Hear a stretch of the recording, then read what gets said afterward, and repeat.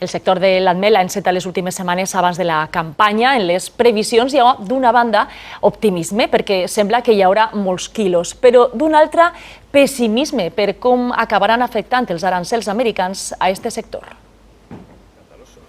Recta final de l'estiu i s'acosta la campaña de la mela. En un par de semanas, más o menos, tenemos que empezar a coger almendra. I enguany arriben bons pronòstics. En 2025 esperamos tener una producción, digamos, dentro de lo habitual de los últimos 10-15 años. La campaña tiene buenas expectativas. Este año podemos estar entre el 70 o 75% de una cosecha òptima.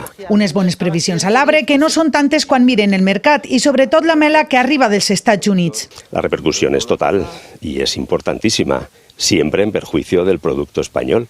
Lo que hace es interferir los precios del mercado y siempre a la baja para el producto español.